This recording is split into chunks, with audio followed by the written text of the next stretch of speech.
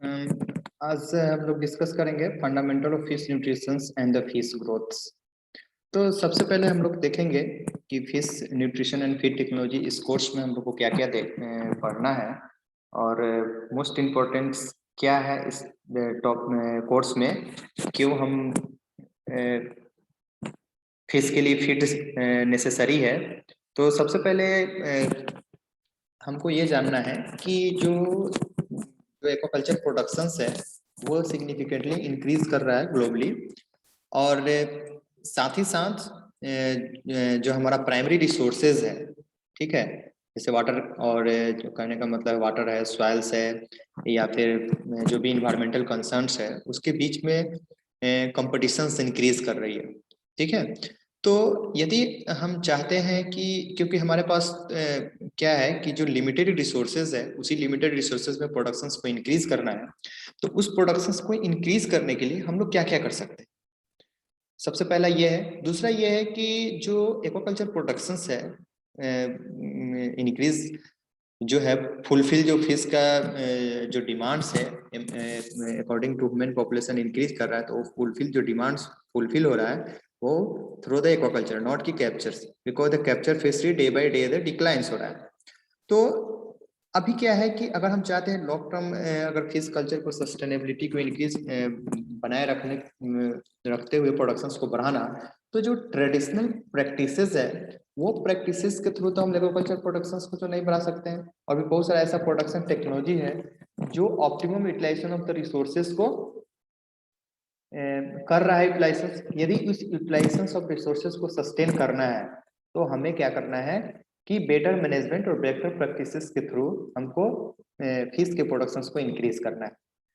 अब हमारे पास क्या है कि जब हम एक्वाकल्चर करते हैं तो एक्वाकल्चर जो होता है उसको इंक्रीज कर रहे हैं हम लोग थ्रू द हॉरिजॉन्टल और वर्टिकल एक्सपेंशन। हॉरिजॉन्टली मतलब कहने का मतलब है कि जो रिसोर्सेज है, जो फॉन्ड्स है, उसका निर्माण करा करके, रिजर्वायर को बना करके। बट क्या है कि हमारे पास तो स्पेस लिमिटेड है, day by day population increase कर रहा है, तो इंडस्ट्रियलाइजेशन या फिर अर्बनाइजेशन या फिर बहुत सारा बड़ा बड़ा इंफ्रास्ट्रक्चर जो डेवलप हो रहे हैं, तो रिसोर्सेज भी हमारे पास लिमिटेड है। तो हम लोग क्या करते हैं कि जो फिश प्रोडक्शन इंक्रीज करना है तो हम लोग आ जाते हैं फीड फीड बेस्ड, यानी कहने का मतलब है कि हम लोग बेटर मैनेजमेंट यानी फीडिंग मैनेजमेंट के थ्रू फिश प्रोडक्शन को इंक्रीज करना है अगर हमारे पास रिसोर्सेज लिमिटेड है तो ये जनरली इंटेंसिव बेस्ड एक्वाकल्चर है, जिसमें थ्रू हम लोग फीड बेस्ड एक्वाकल्चर सिस्टम बोलते हैं, बिकॉज कि ये जनरली फुली डिपेंडेंट होता है फीड पे। और जो फीड का जो कॉस्ट होता है फिश प्रोडक्शन में वो मोर देन 50% होता है, यानी सबसे ज्यादा अगर किसी यूनिट्स का या फिर किसी फिश प्रोडक्शन में कॉस्ट आता है तो वो है हमारा फीड कॉस्ट अप टू 60%। तो बहुत ज़रूरत है फीड्स मैनेजमेंट्स के लिए। और जब हम न्यूट्रिशंस की बात करते हैं तो नॉट ओनली हम लोग फीड के बारे में देखते हैं, फीड से relevance behavioural and intakes of the food, यानी किसी स्पीसीज का बिहेवियर क्या बोलता है। डाइजेशन एंड एब्जॉर्प्शन की बात करेंगे कि उसको डाइजेस्ट कर पा रहा है या नहीं कर पा रहा है, किसी स्पीसीज की डाइजेस्टिव कैपेसिटी क्या है उस न्यूट्रिएंट के प्रति या फिर उस फीड के प्रति, या फिर जो हमने फीड बनाने के लिए जो इंग्रेडिएंट का यूज किया है वो उसका न्यूट्रिएंट मेटाबॉलिज्म पर क्या इफेक्ट्स हो रहा है। Excretion and elimination of the wastage, यानी कहने का मतलब है कि कोई यदि हम लोग फीड या न्यूट्रिएंट का यूटिलाइजेशन कर रहे हैं तो उसमें वेस्टेज कितना एक्सक्रीट कर रहा है या फिर हो रहा है। दूसरी बात हम बात करेंगे, जब हम बात करते हैं कि न्यूट्रिशन और फीडिंग मैनेजमेंट की, तो वहाँ पे हमको उस स्पेसीज के फिजियोलॉजिकल स्टडी भी होना जरूरी है।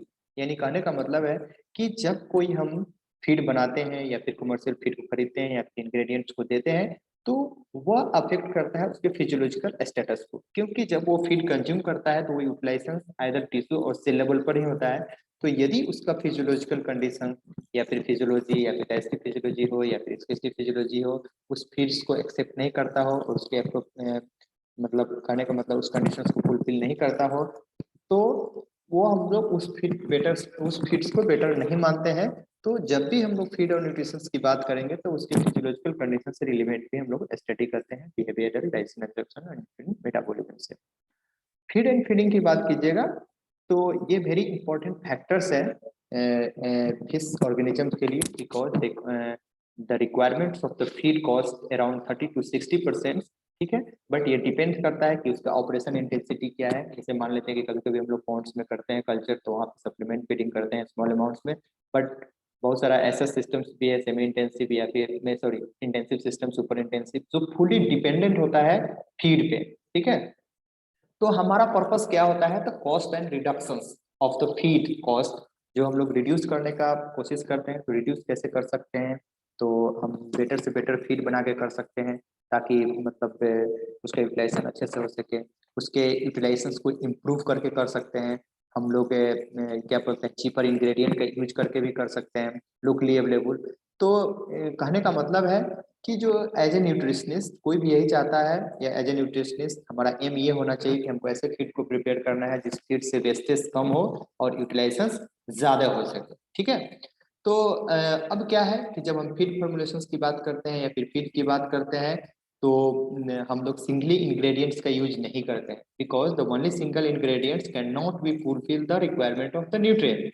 सो मोर देन वन इंग्रेडिएंट्स का यूज करते हैं, ताकि जो न्यूट्रिएंट का रिक्वायरमेंट है वो फुलफिल करे, किसके लिए, फिश और या फिर कोई भी अदर एनिमल ऑर्गेनिजम्स के लिए। हम लोग के साथ भी यही है।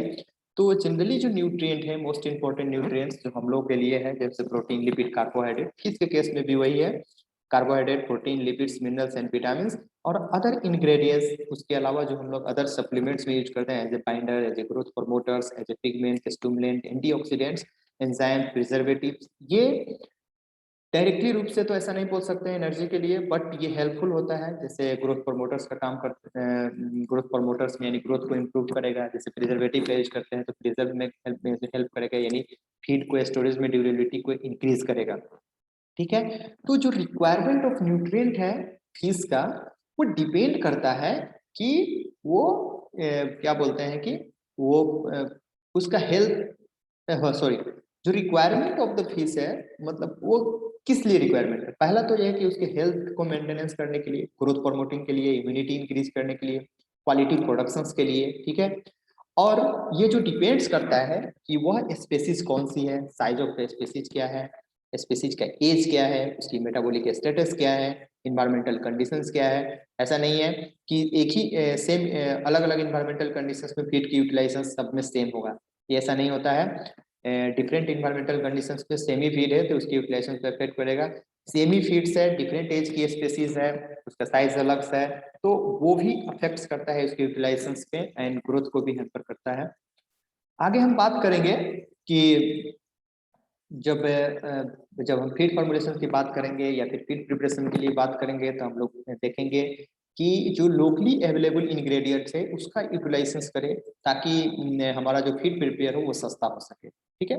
और उससे बनाने से पहले हम लोग ये जानने की कोशिश करते हैं कि वह क्या बोलते हैं कि कोई इंग्रेडिएंट का हमने सिलेक्शन कर लिया कि हमको फीड बनाना है इस इंग्रेडिएंट से या फिर नहीं, या फिर इस इंग्रेडिएंट को मिक्स करके बनाना है, तो हम लोग को ये देखना है कि वह जो है उस फिश के एक्सेप्टेंस के लिए वो एक्सेप्टेबल है कि नहीं, या फिर वो इंग्रेडिएंट डाइजेस्टेबल है कि नहीं, वो उसके ग्रोथ को अफेक्ट करता है कि नहीं। ऐसा तो नहीं है कि वो यूटिलाइजेशन नहीं कर पा रहा है। अब आपने ऐसा इंग्रेडिएंट को सिलेक्शन कर लिया जो यूटिलाइज ही नहीं कर पा रहा है, तो उस कंडीशंस में हम लोग उस इंग्रेडिएंट का सिलेक्शन को प्रीफर नहीं करते हैं। हम लोग वैसे इंग्रेडिएंट को प्रीफर करते हैं जो यूटिलाइजेशन को मतलब अच्छे से कर सके, एक्सेप्टेंस अच्छे से कर सके, और साथ ही साथ हम लोग न्यूट्रिशनली बैलेंस डाइट को प्रिपेयर करते हैं एज ए में, और उसके बाद हम लोग इवोल्यूशंस करते हैं कि वो इसमें न्यूट्रिशनली बैलेंस डाइट है या फिर न्यूट्रिएंट है या फिर नहीं है। अगर ऐसा नहीं कि अपने फीड बना लिया उसमें न्यूट्रिएंट का जो रिक्वायरमेंट है वो नहीं है,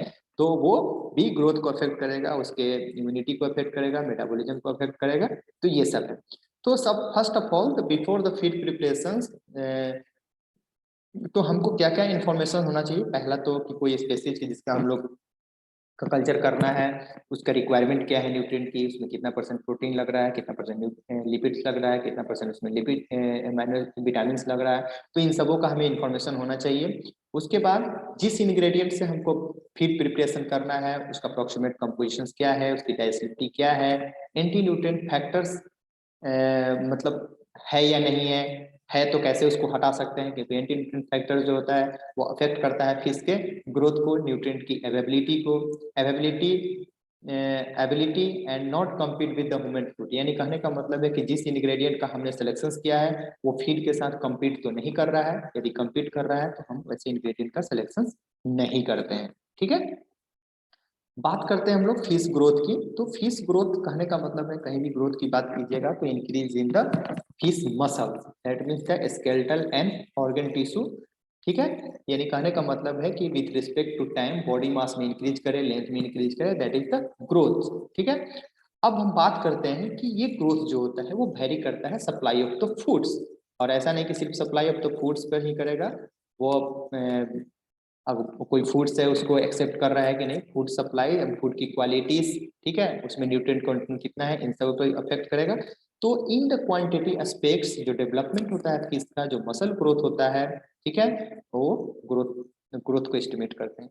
तो ग्रोथ को इवेल्युएशन करने के लिए, यानी कहने का मतलब अल्टीमेटली हमको फ्लेश क्वालिटी, मसल्स, ठीक है, तो टाइम टू टाइम हम लोग मॉनिटरिंग करते हैं विथ रिस्पेक्ट टू वेट्स, यानी हम लोग देखते हैं 10 दिन 15 दिन 20 दिन या 1 मंथ या 6 मंथ के बाद कि उसमें उसके वेट में कितना अमाउंट इंक्रीज किया है, दैट इज द ग्रोथ। अब ग्रोथ की बात कीजिएगा तो फिश में दो टाइप्स का होता है, एक तो सोमेटिक्स होता है, दूसरा रिप्रोडक्टिव। सोमेटिक ग्रोथ कहने का मतलब है increase in the size of the body, और रिप्रोडक्टिव ग्रोथ कहने का मतलब है size of the reproductive organ, that means the gonads, यानी somatic growth and reproductive. Somatic growth कहने का मतलब है कि size of the body increase करेगा, रिप्रोडक्टिव में only reproductive organ, that means the gonad increase करेगा। ठीक है, जो फिश का ग्रोथ होता है, तो अब क्या है कि जो फिश का ग्रोथ होता है वो जनरली एस ग्रोथ कर्व की बात कीजिएगा तो वो एस शेप होता है, और ये कंटिन्यूअसली ग्रो करता है, बट जो लेटर स्टेज है या फिर हम बात कर सकते हैं कि बाद में जाकर के वो ग्रोथ जो होता है वो स्लो हो जाता है एट द ओल्डर एज। ठीक है, तो जो ग्रोथ होता है वो डिपेंड करता है कल्चर प्रैक्टिसेस पे, कि आप किस प्रकार का कल्चर प्रैक्टिसेस कर रहे हैं, किस प्रकार का फीड सप्लाई कर रहे हैं, किस प्रकार का वहाँ पे इन्वायरमेंटल कंडीशंस है, किस टाइप का न्यूट्रिएंट को सप्लीमेंट कर रहे हैं, न्यूट्रिएंट का जो सप्लीमेंट कर रहे हैं न्यूट्रिएंट रिसोर्सेस में इंटीग्रेशन फैक्टर है या फिर नहीं है, तो इन सबों पर भी डिपेंड्स करता है। और जो कर्व प्लॉट्स करेंगे हम लोग growth with respect to time, तो सिग्मोइडल कर्व्स आता है, यानी इस शेप कर्व्स के द्वारा हम लोग प्लॉटेड कर सकते हैं फिश के ग्रोथ को। अब हम जब बात करेंगे यहाँ पे ग्रोथ के, तो सम हार्मोन्स जो होते हैं, जो इंटरनल ऑर्गन्स है जो कंट्रोल करते हैं, एंडोक्राइन ग्लैंड्स है, वो भी रेगुलेट करते हैं ग्रोथ को। जैसे हाइपोथैलेमस की बात कीजिएगा तो GHRH growth hormone releasing hormone, that controls the pituitary, that releasing the growth hormone. तो ग्रोथ हार्मोन डायरेक्टली और इनडायरेक्टली अफेक्ट करता है किसको, लीवर्स को, और लीवर से insulin like growth factor release होता है, that hormones responsible for the somatic growth और अदर डिफरेंट टारगेटेड ऑर्गन्स में। और सम हार्मोन्स जैसे स्टोमैक से घ्रेलिन जो है रिलीज होता है, that also controlling and trigger the pituitary glands. तो ये इंपॉर्टेंट हार्मोन्स है, डायरेक्टली इनडायरेक्टली रूप से इफेक्ट्स होते हैं। और जनरली जो ग्रोथ्स होते हैं वो टू टाइप्स का एक सेल में ग्रोथ होगा, एक तो होता है हमारा hyperplasia and other is the hypertrophy, that means the one is the increase the cells and other is the increase the number of cell size. ठीक है, अल्टीमेटली यही होगा। ये रहा ओवरऑल, हम देख सकते हैं hepatic expression of IGF on under dual regulation nutrient and growth hormone, यानी ये इन्वायरमेंटल कंट्रोल्स ब्रेन्स को करेगा, pituitary, growth hormones, levers, insulin growth factors. और ये जो लीवर होता है also the influence by the nutrient, यानी यहाँ पे 3 फैक्टर्स आपको दिख रहा है, एक तो आपका न्यूट्रिएंट दिख रहा है, दूसरा environmental factors and third one is the hormonal factors. ठीक है, the all are the inter regulated and the nutritional regulations जो होता है insulin like growth factors and growth hormone, that interference and interact with the nutrient that also influence on the growth of the fish। ये pictorial diagram से देख लीजिए, ये environmental external stimuli है, feed और इन्वायरमेंटल फैक्टर्स है जो hypothalamus को फीड इंटेक्स और फूड इंटेक्स की बात कीजिएगा तो इंटरनल सिग्नल्स जो हार्मोनल, नर्वस और मेटाबॉलिक सिग्नल है जो डाइजेस्टिव ट्रैक्ट को अफेक्ट करता है। ठीक है, और ये रेगुलेट्स करता है ग्रोथ्स को। यहाँ पे ये फिगर के द्वारा हम दिखा रहे हैं कि ये बाद में आप देखिएगा, जस्ट पहले आप समझ लीजिए कि ग्रोथ इवैल्यूएशन पैरामीटर कौन कौन सा है। तो डिफरेंट ग्रोथ पैरामीटर्स है, जैसे स्पेसिफिक ग्रोथ रेट्स, हम अगर हम चाहते हैं किसी फीड्स का इवेल्युएशन करना है कि कैसे हम ग्रोथ को एस्टिमेट कर सकते हैं, तो पैरामीटर है स्पेसिफिक ग्रोथ रेट। ये जनरली बताता है स्पेसिफिक ग्रोथ रेट से percentage increase per day body size. इसमें क्या करते हैं, इवेल्युएट करते हैं SCR, LN final weights. Actually यहाँ पे थोड़ा मिस्टेक हो गया है, यहाँ पे एलएन होता है। एलएन मतलब कहने का मतलब natural logarithms final wait minus initial weight divided by number of days into 100। ये बताएगा आपको कि पर डे फीड का ग्रोथ कितना हो रहा है। यदि कोई फीड आप खिला रहे हैं तो आपको चेक कर सकते हैं एससीआर का एस्टिमेशन करके। दूसरा हमारा है फीड कन्वर्सन रेशियो। ये बताता है कि फीड कन्वर्सन रेशियो में क्या है कि फीड गिवेंस, ठीक है, dry weights feed given by body weights gain, यानी कोई फीड दे रहे हैं तो कितना फीड देने से कितना उसमें बॉडी वेट का गेन हो रहा है, that's indicating the feed conversion ratio. यानी किसी फीड का फीड कन्वर्सन रेशियो कम है तो ज्यादा अच्छा माना जाता है एज कम्पेयर टू जिसका फीड कन्वर्सन रेशियो ज्यादा है। तो नेक्स्ट है हमारा फीड इफिशिएंसी रेशियो, जस्ट इसके उल्टा है, body weight gain divided by feed given.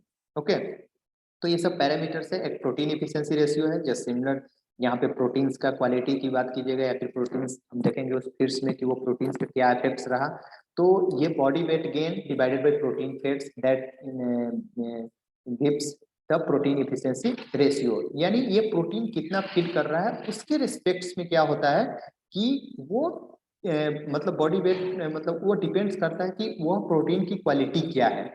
यदि सपोज दैट आपने 30% प्रोटीन्स का कोई फीड लिया है, 2 फीड्स है, और आप चाहते हैं कि दोनों फीड्स का इवेल्युएशन करना विथ रिस्पेक्ट टू प्रोटीन, तो इससे आपको ये पता चल जाएगा कि उसके प्रोटीन की क्वालिटी के हिसाब से उसमें ग्रोथ हैम्पर हुआ है। यानी कहने का मतलब है कि जैसे मान लीजिए कि 30% प्रोटीन का बॉडी वेट गेन अलग होगा और किसी फीड्स का अलग है, और उसके अकॉर्डिंग टू कितना प्रोटीन फीड कर रहा है और उसमें ग्रोथ में वेरिएशन आ रहा है, दैट मीन्स कि वो बताएगा कि वो उसकी क्वालिटी पर डिपेंड्स है। यानी कहने का मतलब है कि उसमें क्वालिटी यानी अवेलेबिलिटी, एमाइनो एसिड का कॉन्स्टिट्यूएंट्स यानी एसेंशियल एमाइनो एसिड कितना प्रेजेंट है या फिर नहीं प्रेजेंट है, उस पर वो डिपेंड करेगा।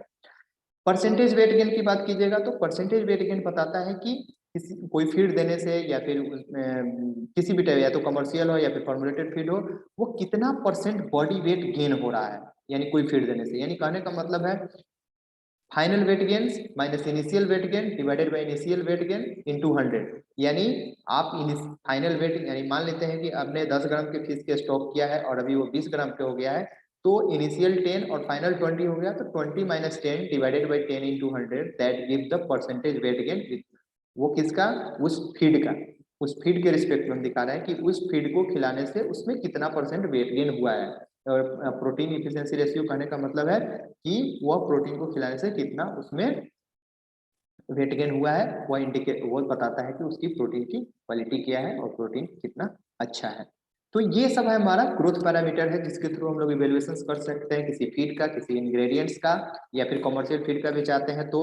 अदरवाइज आप चाहते हैं कि खुद से हम फीड फॉर्मुलेशन करके इवेल्युएशन करना, तो इन सब पैरामीटर्स को कैलकुलेट करके आप कंपेरेटिवली बता सकते हैं कि कौन सा फीड बेटर है। अब क्या है कि जैसे मान लेते हैं कि आप जैसे कि मान लीजिए कोई फीडिंग करना शुरू किए हैं और आप उसको लॉन्ग टर्म के लिए इवेल्युएट नहीं कर रहे हैं या फिर नहीं चेक कर रहे हैं कि उसमें कितना ग्रोथ हुआ है या फिर नहीं हुआ है, तो आपको कैसे पता चलेगा कोई फीड्स वो बेटर है या फिर नहीं है। तो उसके लिए क्या करना होता है कि टाइम टू टाइम उनको चेक करना होता है कि वो फीड्स हमें ग्रोथ परफॉर्म कर रहा है फिर नहीं कर रहा है। तो 15-15 दिन पर या फिर 1 मंथ के आसपास हम लोग क्या करते हैं कि उसको इवेल्युएट कर लेते हैं। सो तो डिफरेंट पैरामीटर्स को आप एक चार्ट बना लेंगे और जब कहीं भी स्टॉकिंग करते हैं तो आफ्टर 15 डेज 13 डेज या फिर 2 मंथ्स जो भी इवेल्युएशंस का आपका जो भी टाइमिंग है उसका रैंडमली सैम्पलिंग करके उसका वेट को एस्टिमेशन करके इस पैरामीटर्स के अकॉर्डिंग टू आप बता सकते हैं कि वो फीड परफॉर्म कर रहा है कि नहीं। यहाँ पे फिगर में आप देख लीजिए, ये दिख रहा है, इधर दिख रहा है हमारा फीडिंग लेवल और यहाँ पे दिख रहा है मेंटेनेंस फीडिंग लेवल। यानी कहने का मतलब है जैसे जैसे फीडिंग लेवल बढ़ रहा है वैसे वैसे क्या हो रहा है, body weight per day increase कर रहा है। बट यहाँ पे देखिए कि एक ऑप्टिमम फीडिंग लेवल, यानी कहने का मतलब है, और यहाँ पे देखिए कि जैसे जैसे ये एफसीआर का ये ग्राफ है यानी फीड कन्वर्सन रेशियो का, ये धीरे धीरे डिक्रीज हो रहा है। तो एफसीआर हमने पहले भी बोला है कि जिसका एफसीआर सबसे कम होगा वो ज्यादा अच्छा माना जाएगा, ठीक है। तो यहाँ पे देखिए सबसे कम एफसीआर है और यहाँ पे ग्रोथ भी ज्यादा है, ग्रोथ तो यहाँ पे भी ज्यादा है लेकिन यहाँ पे एफसीआर क्या है, ज्यादा है। तो हमको उस कंडीशंस को देखना है कि जिस कंडीशन पर हमारा FCR कम होना चाहिए, ऑप्टिमम ग्रोथ होना चाहिए, ठीक है, वह लेवल हमारा बेटर माना जाता है। तो उसी को बोलते हैं optimum rate of feeding. Optimum rate of feeding का मतलब ये नहीं हो कि वहां पे मैक्सिमम ग्रोथ हो गया, वही ऑप्टिमम रेट ऑफ फीडिंग हो गया, वह लेवल जहां पे हमारा FCR कम हो और ऑप्टिमम ग्रोथ हो। तो ये है हमारा बेसिक